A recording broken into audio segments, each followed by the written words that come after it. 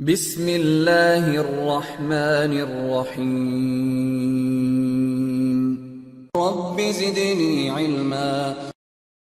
پہلے جو آدمی زندگی میں اسے تقسیم کر دیتا ہے تو اس کے نقصانات کیا ہیں؟ میں یہ سارے نقصانات، یہ تینوں جو اس کے اسباب ہیں، ان اسباب کی روشنی میں آپ کے سامنے ہر جو ہے سبب میں کیا نقصان ہے، ان نقصانات کو پیش کرنا چاہتا ہوں۔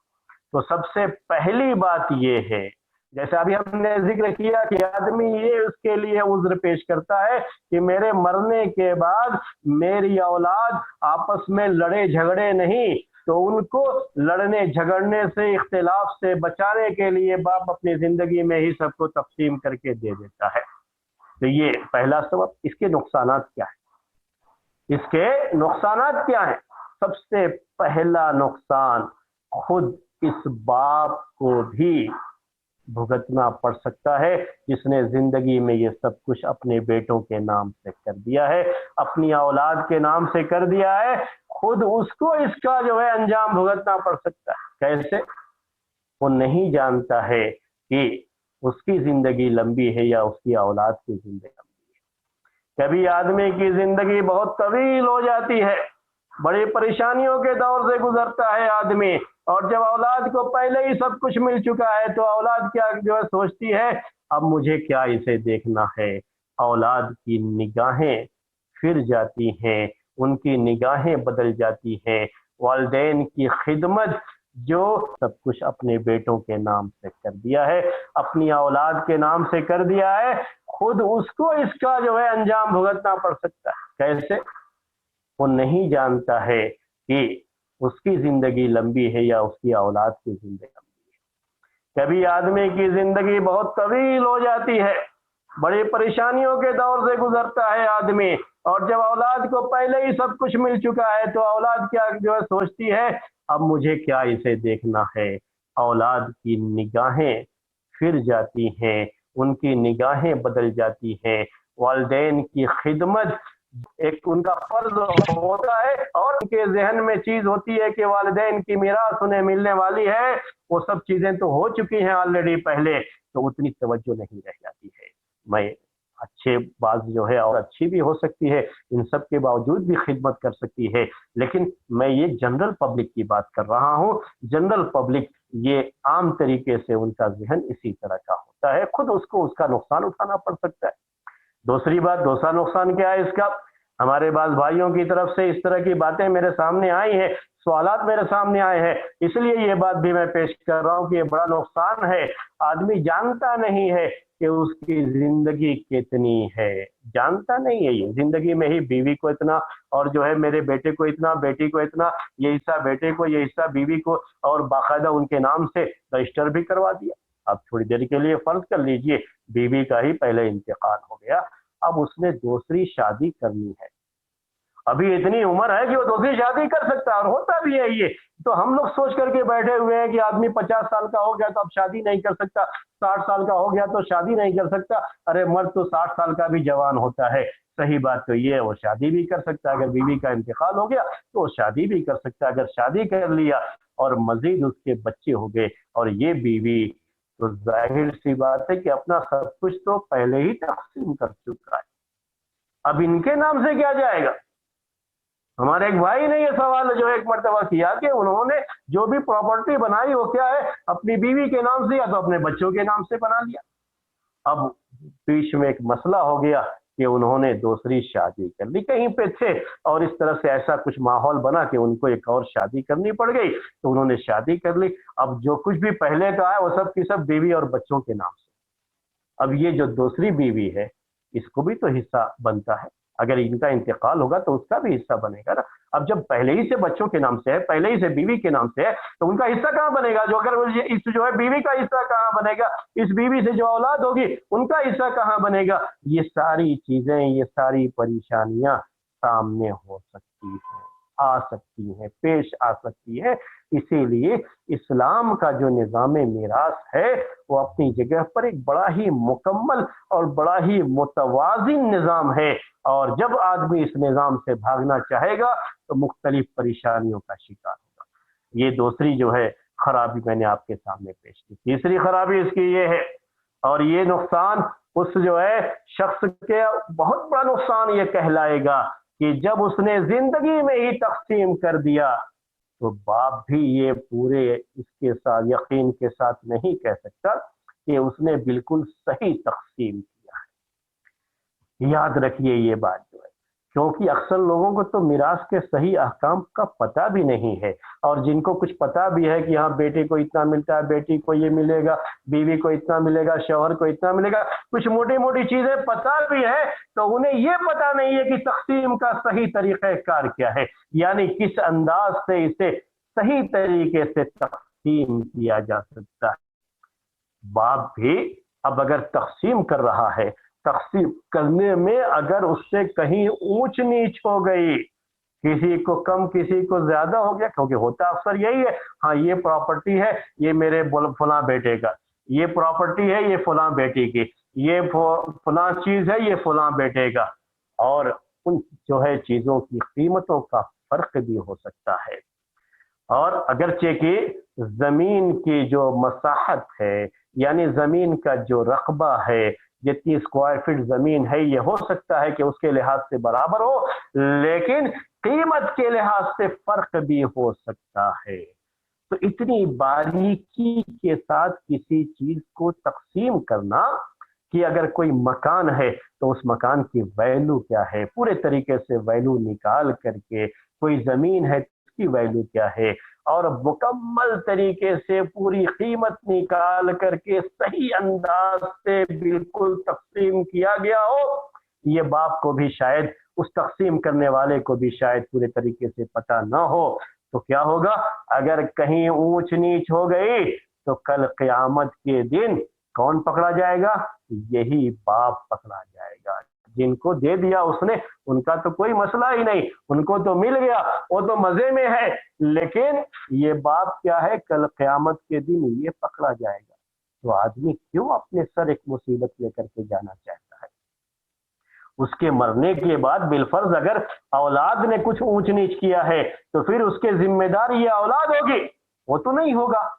اس کا تو کام اتنا ہے، صرف وہ یہ کہہ کر کے جائے کہ بھائی میری جو بھی جائیداد ہے، میری جو بھی پراپرٹی ہے، میرا جو بھی مال ہے، میرا جو بھی طریقہ ہے، صحیح طریقے سے آپ لوگ اسلامی شریعت کے لحاظ سے تقسیم کر، اپنے طور پر نصیحت جو کرنی تھی نصیحت کر لیا ہے، وہ تو اس کی تو جو ہے سمجھیے کہ اس کا بیڑا تو پار ہے، اس سے اب اس سلسلے میں کوئی حساب و کتاب نہیں ہوگا۔ حساب کتاب کس سے ہوگا؟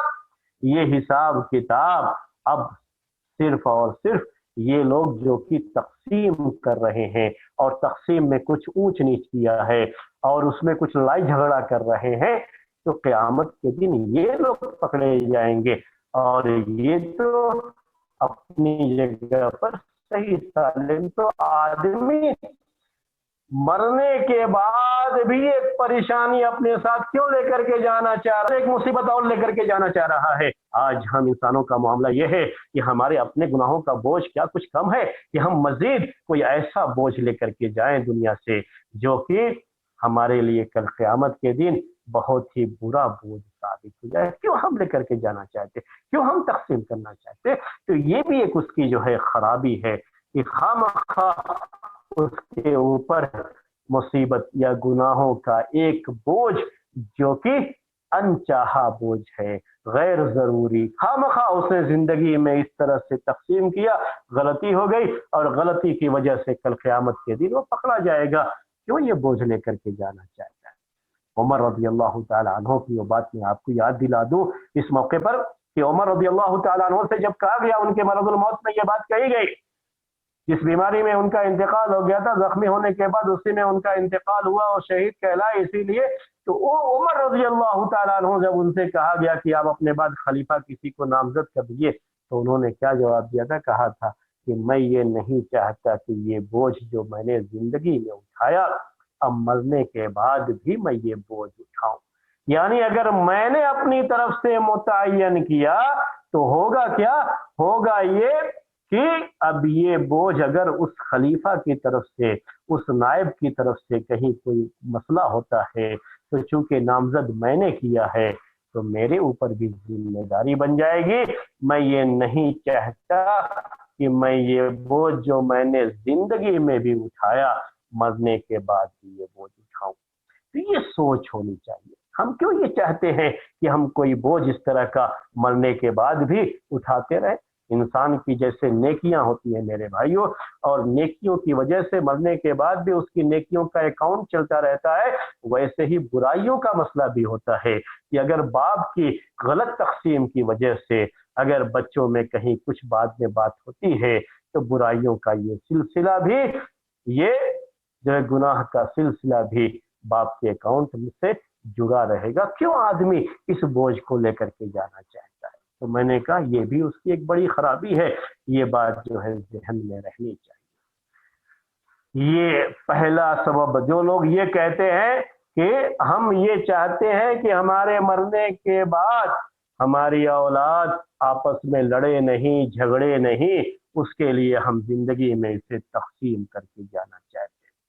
मैंने बाद उसकी जो खराबियां थी वो पेश कर दी आपके सामने। दूसरी वजह क्या हो सकती है मैंने आपके सामने बताया, वह वजह फिर मैं आपको जो है दोहराता हूँ और नुकसानात बताता हूँ उसके।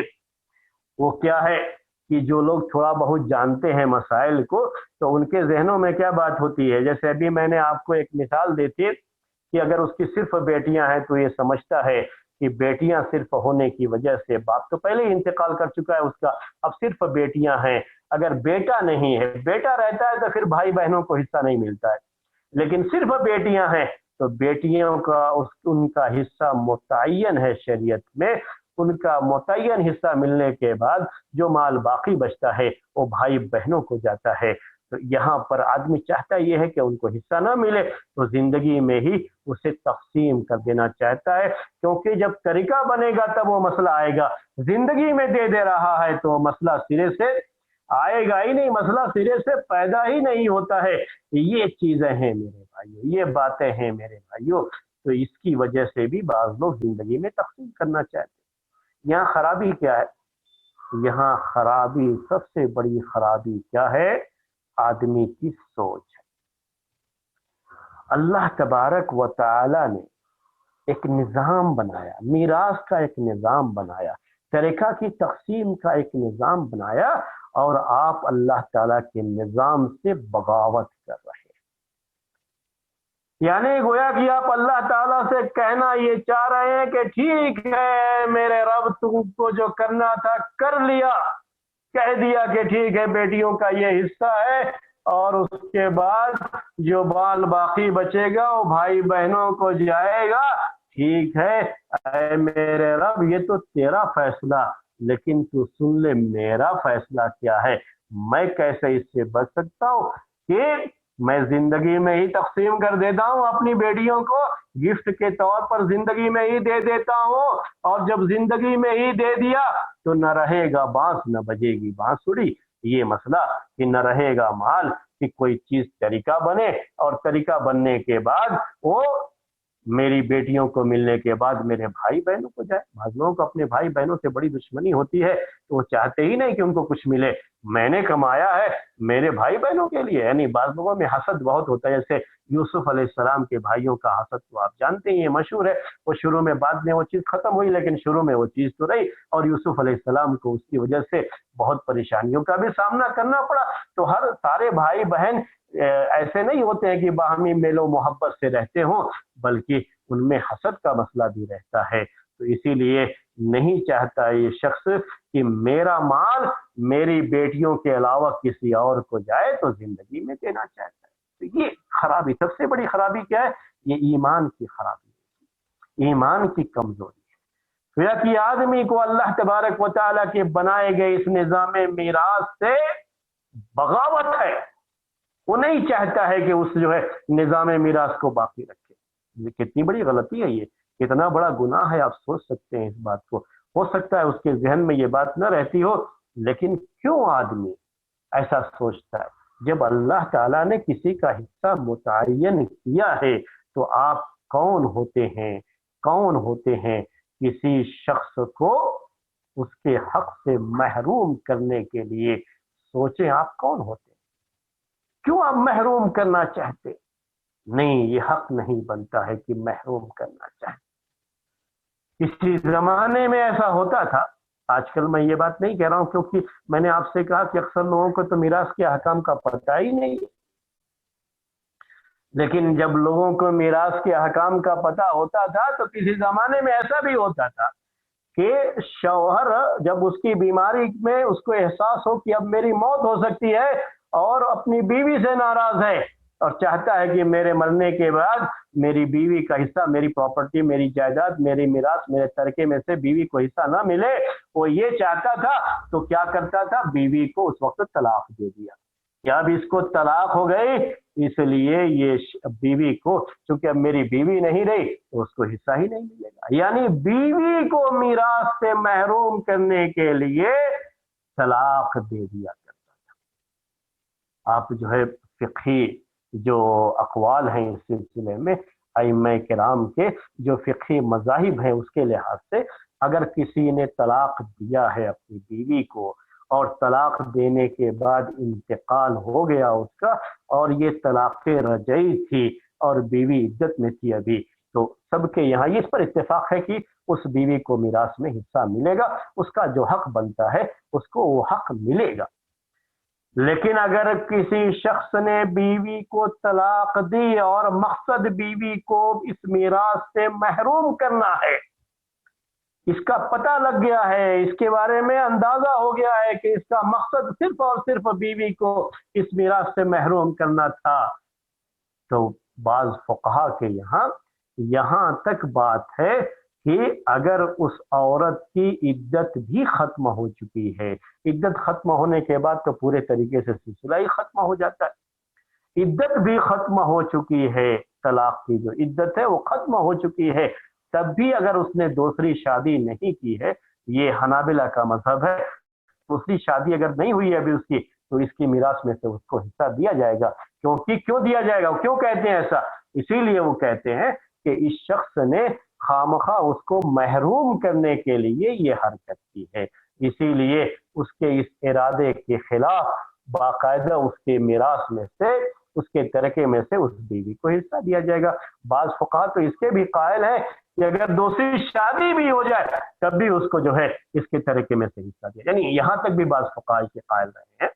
मैं वो तफसीलात नहीं बयान कर रहा हूँ, सिर्फ ये बताना चाह रहा हूँ कि ये सोच, कौन सी सोच, कि बाज ऐसे रिश्तेदार, ऐसे जो है ताल्लुकाती, जिनका मीरास में तरके में हक अल्लाह तबारक व तआला ने मुतअय्यन किया है, लेकिन ये शख्स खामखा उसको महरूम करना चाहता है, तो ऐसे मौकों पर इस तरह की भी फुकहा की राय रही है कि खामखा क्यों महरूम करना चाहता है ये आदमी, क्यों महरूम करे, क्यों ऐसी सोच आदमी रखे। तो ये बहुत बड़ा गुनाह है, बहुत बड़ी गलती है कि आदमी अल्लाह तबारक व तआला के बनाए हुए निज़ाम के खिलाफ जाए और जो है जिनका हक बनता है खामखा उनको उस हक से महरूम करने के बारे में सोचे। तो ये गलत सोच है जो इस्लामी शरीयत के खिलाफ सोच है।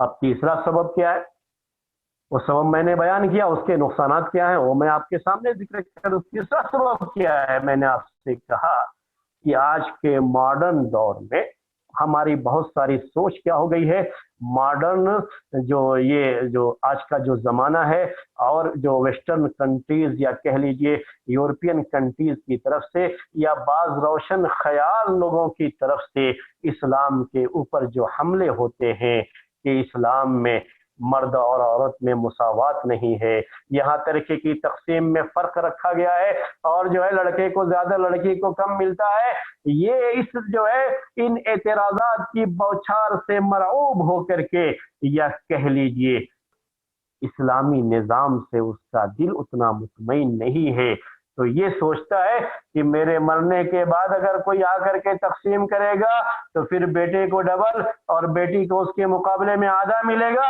इसलिए जिंदगी में ही तकसीम कर देता है कि जिंदगी में हम दोनों को आधा आधा देंगे। वो क्या चाहता है, नहीं मेरा बेटा भी मेरी बेटी भी मेरे लिए दोनों बराबर, इसलिए मैं दोनों को बराबर देना चाहता हूँ। अब मरने के बाद तो ये होगा नहीं, तो अब जिंदगी में दे दिया तो दोनों को बराबर दे सकता हूँ, और इसी लिहाज से वो शख्स जिंदगी में ही अपनी ये जमीन, अपनी ये जायदाद اور یہ مال جو کہ اس کا ترکہ کل مرنے کے بعد بننے والا ہے اس کو آج ہی اپنی زندگی میں اپنے بیٹے اور بیٹیوں میں تقسیم کر دیتا ہے، اور یہ سوچتا ہے کہ بیٹے اور بیٹیوں میں جب زندگی میں تقسیم کرے گا تو یہ ہدیہ ہے، ہبہ ہے۔